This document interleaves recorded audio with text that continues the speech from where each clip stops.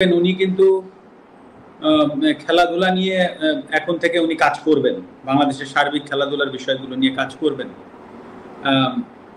এখন যদি আল্লাহ না করুক কালকে একটা প্রবলেম হয়, আল্লাহ না করুক যদি কোনো একটা খেলাধুলায় কোনো জায়গায় প্রবলেম হয়, উনি কিন্তু প্রধান উপদেষ্টা মহোদয় ডক্টর ইউনূস স্যারের কাছে যাবেন, বা সিনিয়র উপদেষ্টা মহোদয় যারা আছেন উনাদের সাথে আলোচনা করে এসেই কিন্তু উনাকে স্টেটমেন্ট দিতে হবে।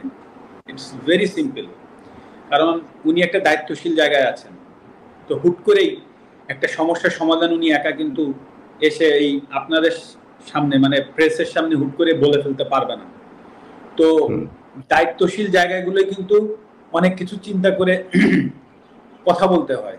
তো সেই জায়গা থেকে সেই জায়গাটাই কিন্তু আমি ছিলাম। হ্যাঁ, আপনি আমাকে খেলোয়াড় মাশরাফি বলছেন, আমি সেভাবে উত্তর দিচ্ছি, কিন্তু অ্যাট দ্য সেম টাইমে কিন্তু আমি একটা দায়িত্বশীল চেয়ারে বসেছিলাম। তো হুট করেই আমি কিন্তু ফ্রন্টে এসে একটা কথা বলে দিলাম, আর তাই নিয়ে একটা বিশাল আরো বড় কিছু হয়ে গেল। সেটার ট্যাকেল দেওয়ার ক্ষমতা আদৌ আমার আছে কিনা, বা বর্তমানে যারা কাজ করবেন তাদেরও কিন্তু এই জিনিসগুলো ভেবেচিন্তে কাজ করতে হবে। তো এটা কিন্তু ভেরি সিম্পল ব্যাপার। তো আমি যেটা বলতে চাচ্ছি যে হ্যাঁ, আমি ব্যর্থ হয়েছি, কিন্তু আসলে আমারও তো সীমাবদ্ধতা আছে বা ছিল, এটাও কিন্তু সত্য কথা। কিন্তু সেটাকে যে আমি এক্সকিউজ হিসেবে দাঁড় করাচ্ছি সেটা না, কারণ মানুষের দাবি ছিল। প্রথমত আমি একজন খেলোয়াড়, তারপরে আমি সংসদ সদস্য। আমি খেলোয়াড় থেকে আমার পরিচয় মাশরাফি না হলে আমি অবশ্যই ওই সংসদ সদস্যে আমার যে ডাক নাম ছিল, আমার নলেজের মানুষ চিন্ত কৌশিক নামে, সেই নামে আমি নিশ্চয়ই সংসদ সদস্য হইতে পারতাম না।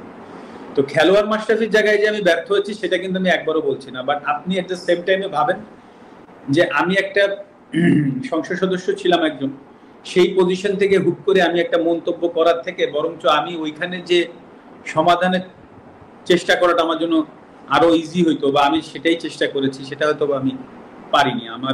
সেটাই আমার ব্যর্থতা।